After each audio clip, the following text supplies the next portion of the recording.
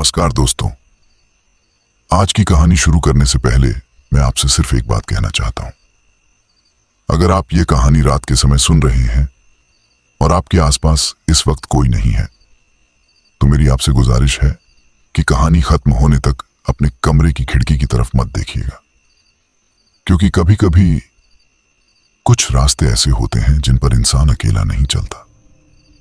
कुछ हाईवे ऐसे होते हैं जहां रात के बाद सड़क पर चलने वाली गाड़ियों की गिनती तो की जा सकती है, लेकिन उनके साथ चलने वाली परछाइयों की नहीं।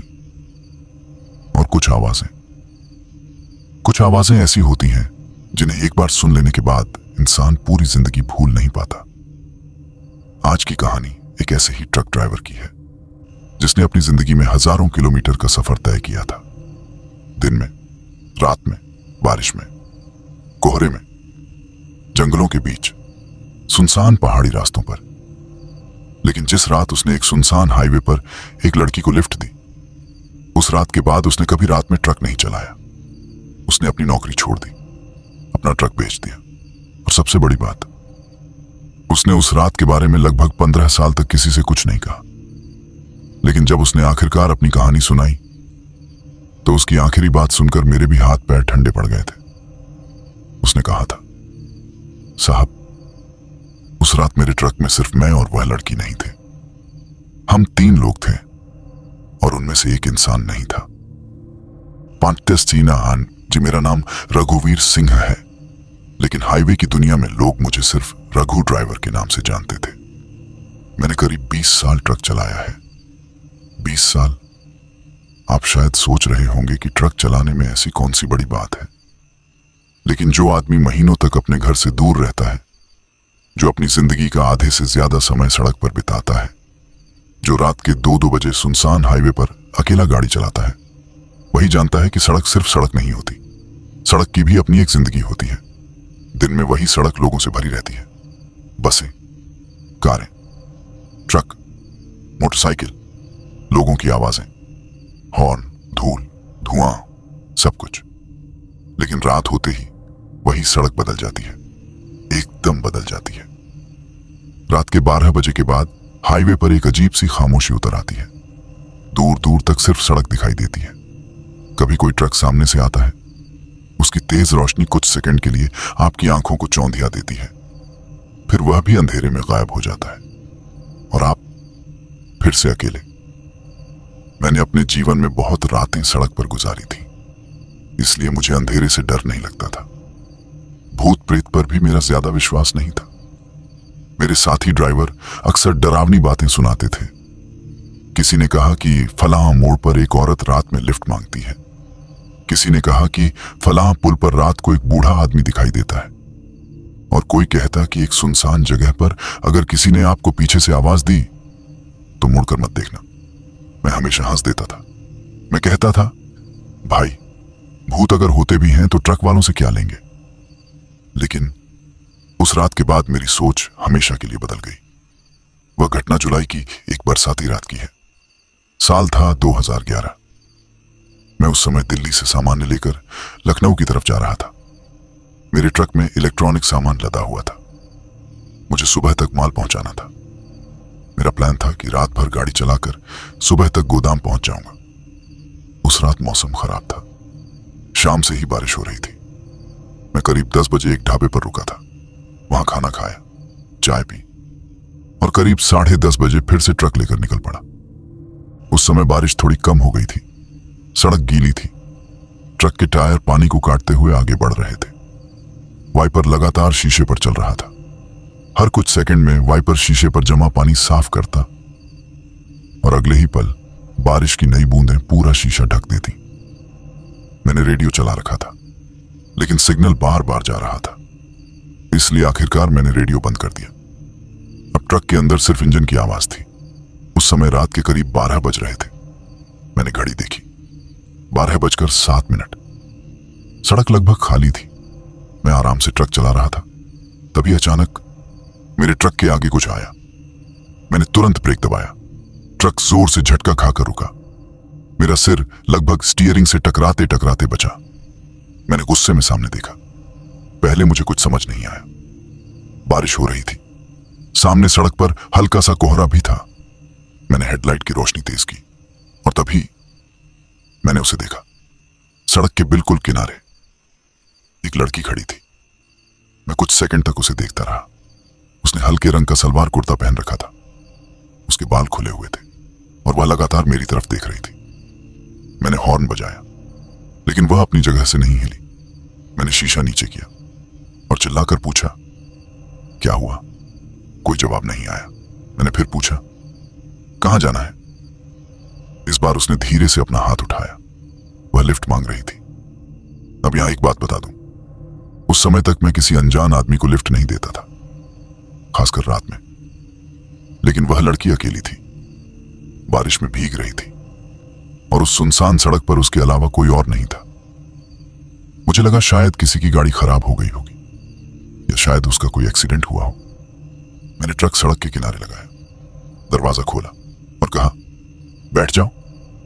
वह कुछ नहीं बोली, बस धीरे धीरे ट्रक की तरफ चलने लगी। मैंने देखा उसके कपड़े बारिश में भीगे हुए थे लेकिन उसके चेहरे पर घबराहट नहीं थी। वह बहुत शांत थी, कुछ ज्यादा ही शांत। वह ट्रक में चढ़ी और मेरे बगल वाली सीट पर बैठ गई। दरवाजा बंद किया। मैंने पूछा, कहां जाना है? उसने मेरी तरफ देखा और बहुत धीमी आवाज में कहा, आगे। मैंने कहा, आगे कहां? उसने सड़क की तरफ देखते हुए कहा, बस आगे छोड़ दीजिए। मैंने सोचा शायद पास के किसी गांव में जाना होगा।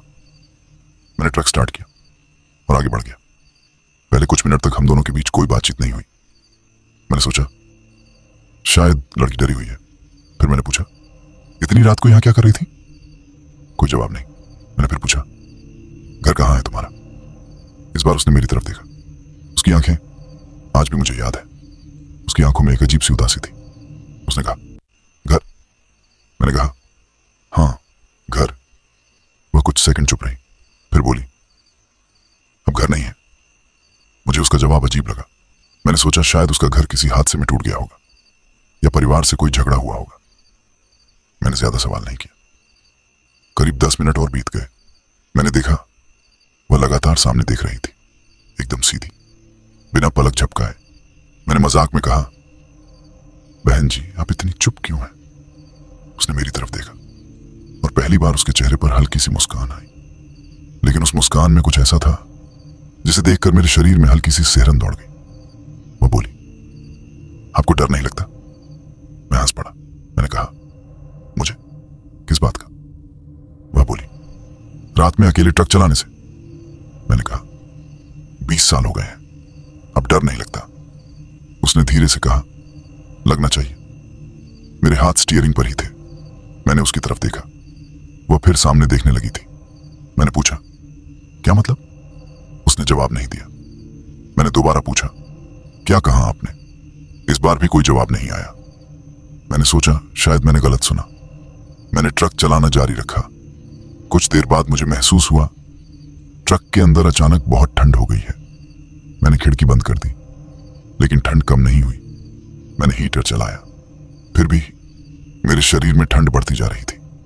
मैंने लड़की की तरफ देखा, वह बिल्कुल सामान्य बैठी थी। मैंने पूछा, आपको ठंड लग रही है? उसने सिर हिलाया, नहीं। मैंने कहा, फिर इतनी ठंड क्यों लग रही है? वह मुस्कुराई और बोली, मुझे नहीं, आपको लग रही है। मैंने तुरंत उसकी तरफ देखा। उसके चेहरे पर अब मुस्कान नहीं थी। मेरे हाथ स्टीयरिंग पर जकड़ गए।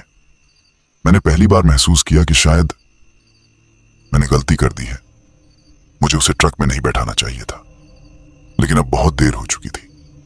मैं ट्रक चला रहा था और वह लड़की मेरे बगल में बैठी थी। तभी मेरे पीछे से किसी चीज के गिरने की आवाज आई। मैं बुरी तरह चौंक गया। मैंने तुरंत ब्रेक लगाया। ट्रक रुक गया। मैंने पीछे देखने के लिए शीशे में देखा, लेकिन पीछे अंधेरा था। मैंने लड़की से पूछा, पीछे कुछ गिरा क्या? उसने मेरी तरफ देखा और बोली, हाँ। मैंने पूछा, क्या? वो बोली, वो जाग गया। मेरे शरीर में जैसे बिजली दौड़ गई। मैंने पूछा, कौन? वो चुप रही। मैंने फिर पूछा, कौन जाग गया? अब उसने धीरे धीरे मेरी तरफ अपना चेहरा घुमाया और बोली, जिसे आप लेकर जा रहे हैं। मैंने तुरंत ट्रक की लाइट जलाई, पीछे देखा। कुछ नहीं था। मैंने राहत की सांस ली, फिर लड़की की तरफ देखा। वह मुझे देख रही थी। मैंने गुस्से में कहा, देखिए, अगर मजाक कर रही हैं तो मत कीजिए। वो बोली, मैं मजाक नहीं कर रही। मैंने कहा, तो फिर कौन है पीछे? उसने जवाब नहीं दिया। मैंने ट्रक दोबारा स्टार्ट किया। इस बार मेरी रफ्तार पहले से तेज थी। मैं चाहता था कि जल्द से जल्द कोई आबादी मिले, कोई पेट्रोल पंप, कोई ढाबा, कोई पुलिस चौकी, कुछ भी। लेकिन उस रात सड़क जैसे खत्म ही नहीं हो रही थी। मैंने लगभग 20 मिनट ट्रक चलाया, तभी मुझे दूर एक बोर्ड दिखाई दिया। मैंने हेडलाइट की रोशनी में बोर्ड पढ़ने की कोशिश की। उस पर लिखा था, कालीपुर 5 किलोमीटर। मुझे थोड़ी राहत मिली। मैंने लड़की से कहा, आपको कालीपुर जाना है? उसने कहा, हाँ। मैंने पूछा, वहीं घर है? वो बोली, था। मैंने उसकी तरफ देखा, था। वो चुप रही। मैंने कहा, मतलब? उसने कोई जवाब नहीं दिया। अब मुझे उसके साथ बैठे हुए करीब आधा घंटा हो चुका था, लेकिन मुझे उसका नाम तक नहीं पता था। मैंने पूछा, आपका नाम क्या है? वो कुछ सेकंड चुप रही, फिर बोली, मीरा। मैंने कहा, अच्छा नाम है। उसने पूछा, आपका? मैंने कहा, रघु। वह मेरी तरफ देखती रही, फिर बोली, रघु। उसने मेरा नाम ऐसे दोहराया जैसे वो पहले से मुझे जानती हो। मैंने पूछा, क्या हुआ? वो बोली, कुछ नहीं। फिर उसने अचानक अपना हाथ मेरी तरफ बढ़ाया और कहा, आप मुझे वहां तक छोड़ देंगे ना? मैंने कहा, हाँ, छोड़ दूंगा। उसने मेरा हाथ पकड़ लिया। उसका हाथ बर्फ जैसा ठंडा था। मैंने तुरंत अपना हाथ पीछे खींच लिया। मैंने पूछा, आपके हाथ इतने ठंडे क्यों हैं? वह मेरी तरफ देखने लगी और बोली, क्योंकि मैं बहुत देर से इंतजार कर रही थी। मैंने पूछा, किसका? उसने कहा, आपका। उस पल मेरी रीढ़ की हड्डी में एक ठंडी लहर दौड़ गई। मैंने कुछ नहीं कहा, बस ट्रक चलाता रहा। लेकिन अब मुझे यकीन हो चुका था कि इस लड़की के साथ कुछ ठीक नहीं है। करीब 5 मिनट बाद हम कालीपुर के पास पहुंच गए। लेकिन जैसे ही मैंने गांव की तरफ जाने वाली सड़क देखी, मुझे कुछ अजीब लगा। सड़क के किनारे एक पुराना मंदिर था। उसके सामने पीपल का पेड़, पेड़ पर लाल कपड़े बंधे थे और मंदिर के बाहर एक टूटा हुआ बोर्ड लगा था। मैंने ट्रक धीमा किया, तभी लड़की ने कहा, रोकिए। मैंने ब्रेक लगाया। उसने सामने देखा, फिर बोली, यहीं उतरना है। मैंने कहा, लेकिन गांव तो आगे है। वह बोली, मेरा घर यहीं है। मैंने मंदिर की तरफ देखा, यहां। उसने सिर हिलाया। मैंने कहा, यहां तो मंदिर है। वह बोली, पहले घर था। मैं कुछ समझ नहीं पाया। वह दरवाजा खोलने लगी। तभी मैंने उसे रोककर पूछा, एक बात पूछूं? वह रुक गई। मैंने पूछा, आप रात में यहां अकेली क्यों खड़ी थी? उसने मेरी तरफ देखा। उसकी आंखों में अब वही उदासी थी। वह बोली, क्योंकि मैं यहां से जा नहीं सकती। मैंने कहा, क्यों? वो कुछ सेकंड चुप रही, फिर उसने धीरे से कहा, क्योंकि मेरी मौत इसी सड़क पर हुई थी। मेरे हाथ पैर सुन्न पड़ गए। मैंने उसकी तरफ देखा, लेकिन वह वहां नहीं थी। सीट खाली थी, दरवाजा बंद था। मैंने तुरंत पीछे देखा, कुछ नहीं। मैंने ट्रक के अंदर हर तरफ देखा, वो गायब थी। मैंने दरवाजा खोला, बाहर बारिश हो रही थी। मैं नीचे उतरा, चारों तरफ देखा, सड़क खाली थी। मंदिर के पास कोई नहीं था।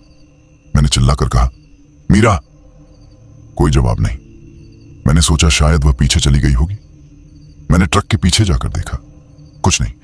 मैं वापस केबिन में आया और तभी मेरी नजर सामने वाले शीशे पर पड़ी। शीशे पर बारिश की बूंदों के बीच उंगली से कुछ लिखा हुआ था। मैंने टॉर्च जलाई और वह शब्द पढ़े, मुझे घर पहुंचा दो। मैंने उस रात पहली बार महसूस किया कि मैं सचमुच डर गया हूं। मैंने तुरंत ट्रक स्टार्ट किया और वहां से निकलने की कोशिश की, लेकिन ट्रक स्टार्ट नहीं हुआ। मैंने दोबारा चाबी घुमाई, इंजन ने आवाज की, लेकिन स्टार्ट नहीं हुआ, कुछ नहीं। और तभी मेरे पीछे से किसी लड़की की आवाज आई, बहुत धीमी, बहुत करीब, रघु। मैंने धीरे धीरे पीछे देखा और उस पल जो मैंने देखा, उसके बाद मेरी जिंदगी कभी पहले जैसी नहीं रही, क्योंकि ट्रक की पीछे वाली सीट पर मीरा बैठी थी, लेकिन इस बार उसके कपड़े बारिश से नहीं, खून से भीगे हुए थे। उसका चेहरा पीला पड़ चुका था और उसकी गर्दन एक तरफ अजीब तरीके से मुड़ी हुई थी। मैं चीख भी नहीं पाया। वह मुझे देख रही थी। फिर उसने अपनी उंगली उठाई और ट्रक के पीछे की तरफ इशारा किया। मैंने कांपते हुए पूछा, क्या है वहां? वह बोली, देखो। मैंने पीछे देखा और ट्रक के माल वाले हिस्से से किसी के चलने की आवाज आ रही थी, जैसे कोई अंदर से धीरे धीरे दरवाजे पर दस्तक दे रहा हो। मैंने मीरा की तरफ देखा। वह गायब थी, लेकिन उसकी आवाज अब भी ट्रक के अंदर गूंज रही थी। रघु, उसे बाहर मत निकालना, वह तुम्हें देख चुका है। और तभी ट्रक के पीछे से एक जोरदार आवाज आई। मैं अपनी सीट से उछल पड़ा। उसके बाद मुझे सिर्फ इतना याद है कि मैंने ट्रक की चाबी घुमाई और इस बार इंजन पहली ही कोशिश में स्टार्ट हो गया। मैंने बिना पीछे देखे ट्रक दौड़ा दिया। मैं नहीं जानता था कि मेरे पीछे क्या था। मैं नहीं जानता था कि मीरा कौन थी, और मैं यह भी नहीं जानता था कि वह मुझे किससे बचने के लिए कह रही थी। लेकिन मुझे एक बात जरूर पता थी, मेरे ट्रक के पीछे कुछ था, कुछ ऐसा जो वहां पहले नहीं था, और वह मेरे साथ चल रहा था। उस रात मैंने ट्रक इतनी तेज चलाया था कि अगर पुलिस मुझे पकड़ लेती तो शायद मेरा लाइसेंस उसी समय चला जाता। लेकिन उस वक्त मुझे किसी चीज की परवाह नहीं थी। मैं सिर्फ भागना चाहता था। मेरी नजर बार बार रियर व्यू मिरर पर जा रही थी। पीछे सड़क दिखाई दे रही थी, लेकिन मुझे ऐसा लग रहा था जैसे कोई मुझे देख रहा है। मैंने शीशे में देखा, कुछ नहीं। फिर देखा, कुछ नहीं। लेकिन तीसरी बार मुझे लगा जैसे ट्रक के पीछे कोई खड़ा है। मैंने तुरंत ब्रेक लगाया। ट्रक रुक गया। मैंने पीछे देखा, सड़क खाली। मैंने खुद को समझाया, रघु, डर के कारण दिमाग खेल कर रहा है। मैंने पानी की बोतल उठाई, पानी पीने की कोशिश की, लेकिन मेरे हाथ इतने कांप रहे थे कि आधा पानी मेरे कपड़ों पर गिर गया। तभी मेरे मोबाइल की घंटी बजी। उस समय मोबाइल फोन आज जितने आम नहीं थे। मेरे पास एक पुराना फोन था। स्क्रीन पर कोई नंबर नहीं था, सिर्फ लिखा था अननोन। मैंने कॉल रिसीव नहीं किया। घंटी बंद हो गई। कुछ सेकंड बाद फिर बजने लगी। मैंने फोन उठाया। हेलो। दूसरी तरफ कोई आवाज नहीं थी। मैंने कहा, हेलो। फिर एक लड़की की आवाज आई, रघु। मेरे हाथ से फोन लगभग गिर गया। मैंने तुरंत कॉल काट दी। फोन फिर बजा। मैंने बंद कर दिया। कुछ सेकंड बाद ट्रक के पीछे से आवाज आई। मैंने शीशे में देखा, माल वाला हिस्सा बंद था। फिर आवाज आई। इस बार जैसे कोई अंदर से बाहर निकलने की कोशिश कर रहा था। मैंने ट्रक नहीं रोका, मैं बस चलता रहा। करीब 15 मिनट बाद मुझे सामने एक पेट्रोल पंप दिखाई दिया। मैंने राहत की सांस ली। मैंने ट्रक पेट्रोल पंप पर खड़ा किया। वहां एक आदमी बैठा था। मैं नीचे उतरा। उसने मेरी तरफ देखा और पूछा, क्या हुआ? मैंने कहा, भाई, पीछे का दरवाजा देखना। वो मेरे साथ ट्रक के पीछे गया। उसने दरवाजा देखा, सब ठीक था, ताला लगा हुआ था। मैंने पूछा, खोल कर देखो। उसने मुझे अजीब नजर से देखा, फिर बोला, मालिक ने कहा है क्या? मैंने कहा, बस खोलो। उसने ताला खोला, दरवाजा खोला। अंदर सामान वैसे ही रखा था, कुछ भी असामान्य नहीं था। मैंने टॉर्च लेकर अंदर देखा, कोई नहीं। मैंने राहत की सांस ली। तभी मेरी नजर फर्श पर पड़ी। वहां गीले पैरों के निशान थे, छोटे छोटे पैरों के निशान, जैसे कोई बारिश में भीग कर ट्रक के अंदर चला हो। मैंने पूछा, ये किसके हैं? पेट्रोल पंप वाला चुप हो गया। उसने धीरे से कहा, आपके साथ कोई लड़की थी? मैंने उसकी तरफ देखा। मेरी आवाज नहीं निकली। उसने दोबारा पूछा, थी ना? मैंने धीरे से कहा, हां। उसने तुरंत ट्रक का दरवाजा बंद कर दिया। मैंने पूछा, क्या हुआ? वो बोला, आप यहां से चले जाइए। मैंने कहा, क्यों? उसने मेरी तरफ देखा। उसके चेहरे पर डर था। वो बोला, ये रास्ता रात में किसी को लिफ्ट देने के लिए नहीं है। मैंने पूछा, क्यों? वह कुछ देर चुप रहा, फिर बोला, क्योंकि पिछले कई सालों से एक लड़की यहां लिफ्ट मांगती है। मेरे पैरों के नीचे से जमीन खिसक गई। मैंने पूछा, कौन लड़की? उसने कहा, नाम नहीं पता, लेकिन लोग कहते हैं करीब 15 साल पहले एक लड़की की मौत इसी सड़क पर हुई थी। मैंने पूछा, कैसे? उसने मेरी तरफ देखा, फिर बहुत धीमी आवाज में कहा, ट्रक से कुचलकर। मेरी सांस रुक गई। मैंने पूछा, किस ट्रक ने? उसने कहा, कोई नहीं जानता, ड्राइवर भाग गया था। लड़की की लाश कई घंटे सड़क पर पड़ी रही। मैंने पूछा, फिर? वह बोला, तब से हर कुछ महीनों में किसी न किसी ड्राइवर को वह लड़की दिखाई देती है। मैंने कहा, लेकिन मैंने उसे देखा है। उसने मेरी तरफ देखा। आप अकेले नहीं थे? मैंने पूछा, क्या मतलब? उसने कहा, जब आप यहां आए थे आपके ट्रक में कोई बैठा था। मैंने कहा, हां। वह बोला, नहीं, मैं उस लड़की की बात नहीं कर रहा। मेरे शरीर में ठंड दौड़ गई। उसने कहा, आपके ट्रक के पीछे कोई और भी था? मैंने तुरंत पीछे देखा। माल वाला दरवाजा बंद था। मैंने पूछा, कौन? वो बोला, मुझे नहीं पता, लेकिन जब आपका ट्रक यहां आया आपके पीछे एक आदमी खड़ा था। मैंने कहा, कहां? उसने सड़क की तरफ इशारा किया। वहां। मैंने देखा, कुछ नहीं। मैंने कहा, आपने पहले क्यों नहीं बताया? वो बोला, क्योंकि मैंने सोचा वो आपके साथ होगा। मेरे हाथ पैर सुन्न हो चुके थे।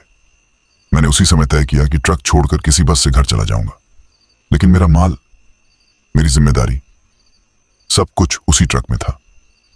मैंने पंप वाले से कहा, भाई, मैं पुलिस को फोन करता हूं। उसने तुरंत मेरा हाथ पकड़ लिया और कहा, पुलिस को मत बुलाना। मैंने पूछा, क्यों?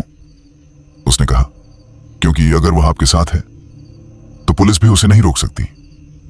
मैंने उसकी बात नहीं मानी। मैंने फोन निकाला, लेकिन जैसे ही नंबर मिलाने लगा मेरे फोन की स्क्रीन बंद हो गई। बैटरी पूरी थी, फिर भी फोन बंद। मैंने दोबारा चालू किया। स्क्रीन पर एक मैसेज था, रघु वापस जाओ। मैंने कांपते हुए फोन नीचे कर लिया और उसी वक्त पेट्रोल पंप की सारी लाइटें बंद हो गईं। चारों तरफ अंधेरा, एकदम काला अंधेरा। पेट्रोल पंप वाला चीखा, भागो। मैंने पूछा, कहां? उसने सड़क की तरफ देखा और बोला, वहां आ गया। मैंने भी उसी दिशा में देखा। दूर सड़क पर एक आदमी खड़ा था, काला कपड़ा, सिर नीचे, और वह धीरे धीरे हमारी तरफ आ रहा था। मैंने पूछा, कौन है? पेट्रोल पंप वाला कांप रहा था। वो बोला, मत देखो। लेकिन मेरी नजर हट नहीं रही थी। वो आदमी हमारे पास आता गया और अचानक वो गायब हो गया। बस एक पल में, जैसे वह कभी था ही नहीं। उसी समय पेट्रोल पंप की लाइटें वापस आ गईं। मैंने पीछे देखा, पंप वाला जमीन पर बैठा था। मैंने पूछा, क्या हुआ? उसने कहा, आपको जाना होगा। मैंने कहा, कहां? वो बोला, जहां से आए हो वहीं वापस जाओ। मैंने पूछा, क्या? उसने कहा, वह लड़की आपको बुला रही है। मैंने कहा, कौन? उसने सड़क की तरफ देखा। मैंने भी देखा और मेरे शरीर का खून जम गया। सड़क के किनारे मीरा खड़ी थी, वही कपड़े, वही चेहरा, लेकिन इस बार उसके पीछे एक और आदमी खड़ा था, काला कपड़ा पहने हुए। मैंने पलक झपकाई, दोनों गायब। मैंने उसी समय ट्रक स्टार्ट किया और वहां से निकल गया, लेकिन इस बार मैं आगे नहीं गया। मैंने ट्रक वापस उसी दिशा में मोड़ दिया जहां से मैं आया था। मुझे नहीं पता क्यों, लेकिन मेरे अंदर से कोई कह रहा था, वापस जाओ। मैं वापस उसी मंदिर के पास पहुंचा। बारिश अब बंद हो चुकी थी। रात के करीब 2 बज रहे थे। मैंने ट्रक सड़क किनारे खड़ा किया। मंदिर बंद था, चारों तरफ सन्नाटा। मैंने नीचे उतरकर चारों ओर देखा और तभी मुझे मंदिर के पीछे से किसी के रोने की आवाज सुनाई दी। एक लड़की रो रही थी। मैं धीरे धीरे उस आवाज की तरफ बढ़ा, लेकिन जैसे ही मंदिर के पीछे पहुंचा रोने की आवाज बंद हो गई। मैंने टॉर्च जलाई और वहां एक पुराना पत्थर दिखाई दिया। उस पर कुछ लिखा था। मैंने टॉर्च पास की और पढ़ा, मीरा देवी। नीचे तारीख लिखी थी 1996। मेरे हाथ कांपने लगे। मैंने उस पत्थर को ध्यान से देखा। वह कोई मंदिर का पत्थर नहीं था, वह एक कब्र थी। और तभी मेरे पीछे से आवाज आई, रघु। मैंने पलट कर देखा, मीरा मेरे सामने खड़ी थी, लेकिन अब उसके चेहरे पर गुस्सा था। मैंने कांपते हुए पूछा, तुम कौन हो? वह बोली, मैंने कहा था उसे बाहर मत निकालना। मैंने पूछा, किसे? वो बोली, जिसने मुझे मारा था। मैंने पूछा, वो कौन है? उसने मेरी तरफ देखा और कहा, तुम्हारे ट्रक में है। मैं पीछे हट गया। मेरे ट्रक में? उसने सिर हिलाया। हाँ। मैंने पूछा, कहाँ? वो बोली, पीछे। मैंने कहा, लेकिन वहां तो सिर्फ मेरा माल है। वो बोली, नहीं।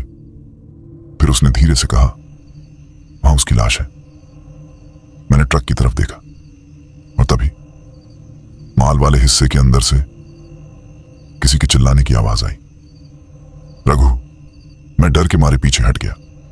मीरा ने कहा, अब तुम्हें सच जानना होगा। मैंने पूछा, कौन सा सच? वह बोली, जिस ट्रक में तुम बैठते हो वह तुम्हारा नहीं है। मैंने कहा, क्या? वह बोली, यह वही ट्रक है जिसने मुझे मारा था। उस पल मुझे समझ आया कि जिस ट्रक को मैं पिछले 6 महीनों से चला रहा था, वह ट्रक मुझसे पहले भी किसी और के पास था और उस पुराने ड्राइवर की कहानी मुझे कभी नहीं बताई गई थी। मीरा ने मेरी तरफ देखा और कहा, तुम्हें पता है रघु, जिस ड्राइवर ने मुझे मारा था उसकी मौत भी इसी ट्रक में हुई थी। उस रात के बाद मेरे लिए दुनिया बदल गई। मैंने ट्रक को वहीं छोड़ने का फैसला किया, लेकिन जाने से पहले मुझे एक बात का जवाब चाहिए था। मैंने मीरा से पूछा, अगर तुम्हें उस ड्राइवर से बदला लेना है तो मेरे पीछे क्यों पड़ी हो? वह कुछ देर चुप रही, फिर उसने मेरी तरफ देखा। उसकी आंखों से आंसू बहने लगे। वह बोली, मैं बदला नहीं लेना चाहती। मैंने पूछा, तो फिर? उसने कहा, मुझे सिर्फ मेरा घर चाहिए। मैंने कहा, तुम्हारा घर तो नहीं है? वह बोली, है। मैंने पूछा, कहां? उसने मंदिर के पीछे की तरफ इशारा किया, जहां मुझे मारा गया था। वहीं। मैं समझ नहीं पाया। फिर उसने कहा, जिस रात मेरी मौत हुई मैं अपने घर जा रही थी, वही ट्रक मुझे टक्कर मारकर चला गया, लेकिन उस ट्रक का ड्राइवर अकेला नहीं था। मैंने पूछा, कौन था उसके साथ? वो बोली, उसका मालिक। मैंने पूछा, फिर? वो बोली, उन्होंने मेरी लाश को ट्रक में डाल दिया। मेरे शरीर में सिहरन दौड़ गई। क्या? वो बोली, उन्हें डर था कि पुलिस उन्हें पकड़ लेगी, इसलिए उन्होंने मुझे ट्रक में छिपा दिया। मैंने पूछा, फिर तुम्हारी लाश कहां गई? वह बोली, जहां आज तुम्हारा माल रखा है। मेरी सांस रुक गई। मैंने ट्रक की तरफ देखा। माल वाला हिस्सा अंधेरे में खड़ा था। मीरा बोली, उन्होंने मुझे रात में जंगल के पास फेंक दिया, लेकिन मेरा एक हाथ ट्रक के अंदर रह गया। मैंने कहा, क्या? वह बोली, उसके बाद जो भी ड्राइवर उस ट्रक को चलाता मैं उसे दिखाई देती। मैंने पूछा, लेकिन मुझे क्यों? वह बोली, क्योंकि तुम उस ट्रक को चला रहे हो। मैंने कहा, मैंने तो कुछ नहीं किया। वह बोली, मुझे पता है, इसीलिए मैं तुम्हें बचाना चाहती हूं। मैंने पूछा, किससे? उसने मेरी तरफ देखा और कहा, उस आदमी से जो अभी भी तुम्हारे ट्रक में है। मैंने ट्रक की तरफ देखा। तभी ट्रक के पीछे से आवाज आई। मीरा ने कहा, वो जाग गया। मैंने पूछा, कौन? उसने कहा, जिसने मुझे मारा था। मैंने पीछे जाने से इनकार कर दिया, लेकिन उसी समय ट्रक का पिछला दरवाजा अपने आप खुल गया। अंदर अंधेरा था, बहुत गहरा अंधेरा। मैंने टॉर्च उठाई। मीरा ने कहा, मत जाना। मैंने कहा, मुझे देखना होगा। मैं धीरे धीरे ट्रक के पीछे गया, टॉर्च की रोशनी अंदर डाली। सामान के बीच एक कोने में मुझे कुछ दिखाई दिया, एक पुराना खून से सना हुआ कपड़ा। मैंने उसे उठाया। नीचे एक पुरानी डायरी थी। मैंने डायरी खोली। पहले पन्ने पर नाम लिखा था, महेंद्र सिंह। मैंने मीरा की तरफ देखा। उसने कहा, यही है। मैंने पूछा, कौन? वह बोली, ड्राइवर। मैंने डायरी पढ़नी शुरू की। उसमें लिखा था कि 1996 में एक रात महेंद्र सिंह ने शराब के नशे में ट्रक चलाते हुए एक लड़की को टक्कर मार दी थी। उस लड़की का नाम था मीरा। महेंद्र ने डर के कारण उसकी लाश ट्रक में छिपा ली, लेकिन रास्ते में उसे पुलिस की गाड़ी दिखाई दी। वह डर गया। उसने ट्रक जंगल में रोक दिया और मीरा की लाश को वहां फेंक दिया। लेकिन डायरी के आखिरी पन्ने पर कुछ ऐसा लिखा था जिसे पढ़कर मेरी रूह कांप गई। मीरा आज भी मेरे साथ है। उसके नीचे लिखा था, मैंने उसे नहीं मारा, मैंने सिर्फ उसे टक्कर मारी थी, उसे किसी और ने मारा। मैंने आगे बढ़ा। जब मैंने ट्रक रोका तब वह जिंदा थी। मेरी सांस अटक गई। मीरा की तरफ देखा, वह चुप थी। डायरी में लिखा था, वह बार बार कह रही थी मुझे घर पहुंचा दो, लेकिन पीछे से कोई आया, उसने उसका गला दबा दिया। मैंने डायरी बंद कर दी। मैंने मीरा से पूछा, वह कौन था? वो चुप रही। मैंने दोबारा पूछा, कौन था? तभी मेरे पीछे किसी ने मेरा कंधा पकड़ लिया। मैं चीख पड़ा। मैंने पलट कर देखा, वहां कोई नहीं था, लेकिन मेरे कान के पास एक आदमी की आवाज आई, तुमने बहुत पढ़ लिया। मैंने तुरंत ट्रक से बाहर छलांग लगाई। मीरा सामने खड़ी थी, लेकिन अब उसके चेहरे पर डर था। वह मेरे पीछे देख रही थी। मैंने पूछा, क्या हुआ? वो बोली, भागो। मैंने पूछा, कहां? वो बोली, भागो रघु। मैं दौड़कर ट्रक में बैठ गया।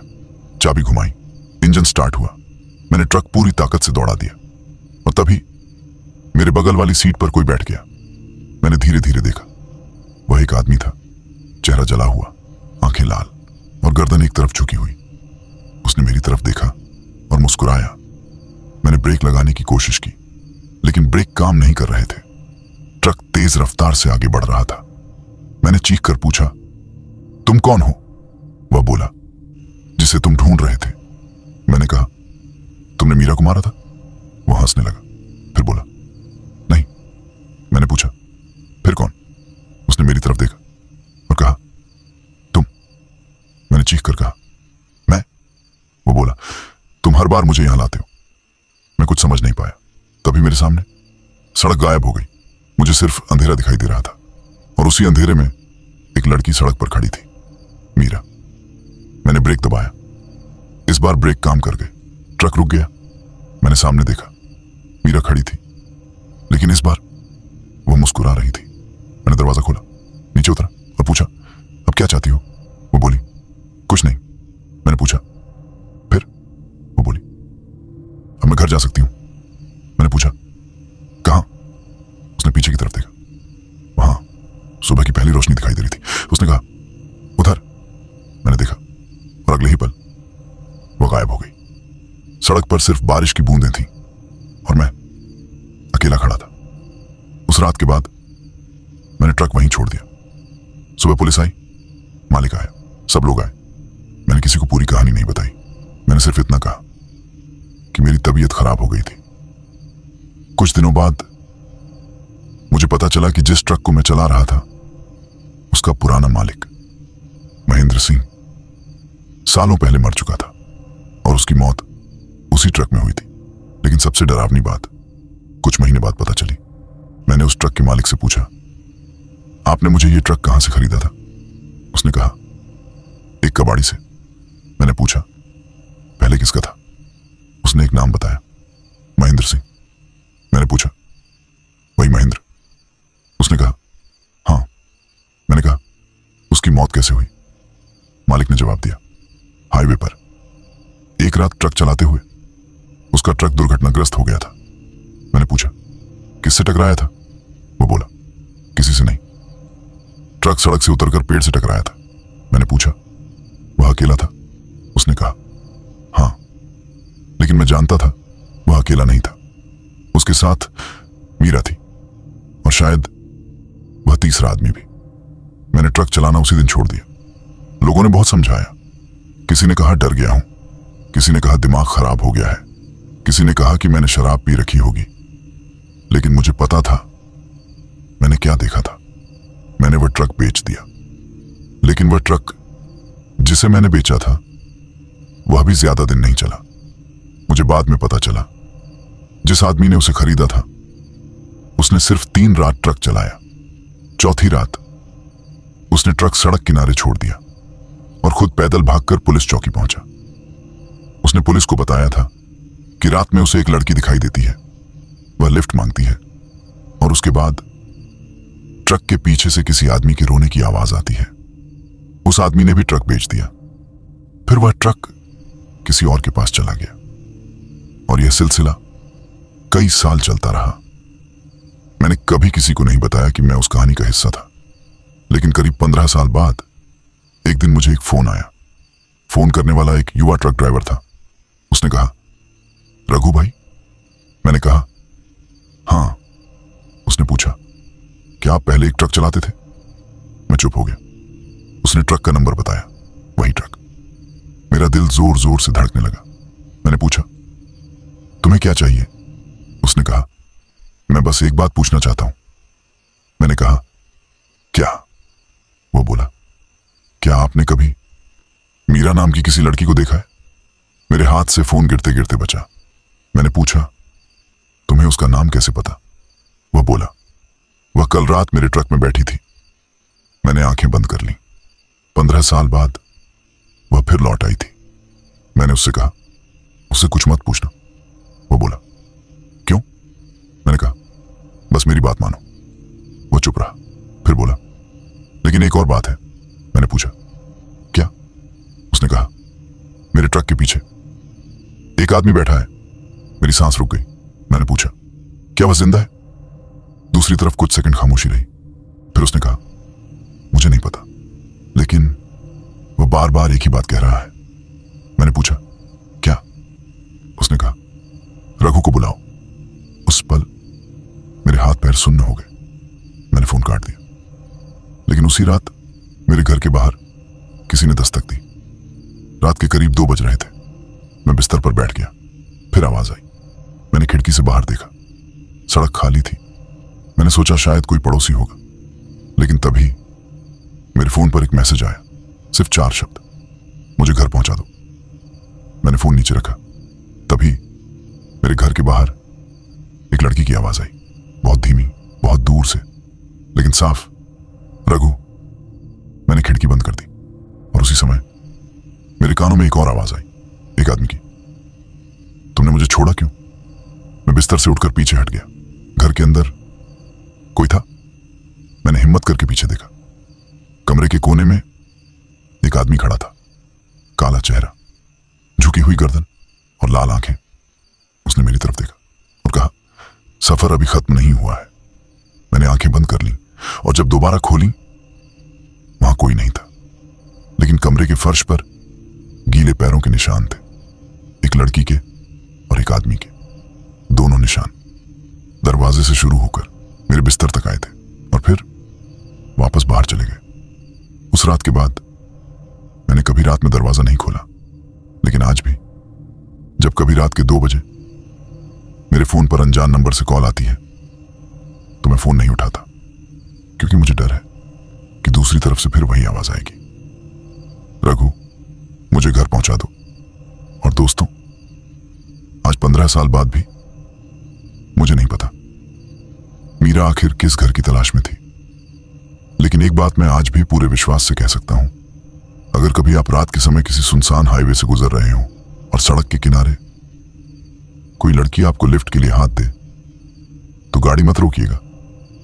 चाहे बारिश हो, चाहे वह रो रही हो, चाहे वह कितनी भी मजबूर दिखाई दे, क्योंकि हो सकता है वह सिर्फ लिफ्ट नहीं मांग रही हो सकता है वह आपको अपने साथ उस रास्ते पर ले जाना चाहती हो जहां से लौट कर आने वाले लोग फिर कभी पहले जैसे नहीं रहते। और अगर कभी कोई अनजान आवाज आपके ट्रक के पीछे से आपका नाम पुकारे, तो पीछे मत देखना, क्योंकि शायद वह आपको नहीं बुला रहा। वह सिर्फ यह जानना चाहता है कि आपने उसे सुन लिया है या नहीं। और अगर आपने सुन लिया तो समझ लीजिए सफर शुरू हो चुका है, लेकिन इस बार शायद मंजिल आपकी नहीं होगी। तो दोस्तों, यह थी रघुवीर सिंह की वह डरावनी कहानी, जिसे सुनने के बाद शायद आप भी रात के सुनसान हाईवे पर किसी अनजान इंसान को लिफ्ट देने से पहले 100 बार सोचेंगे। लेकिन सवाल अभी भी वही है, क्या मीरा सच में एक भटकती हुई आत्मा थी, या उस ट्रक के अंदर कोई ऐसा राज छिपा था जिसे रघुवीर कभी समझ नहीं पाया? और सबसे बड़ा सवाल, वह तीसरा आदमी कौन था?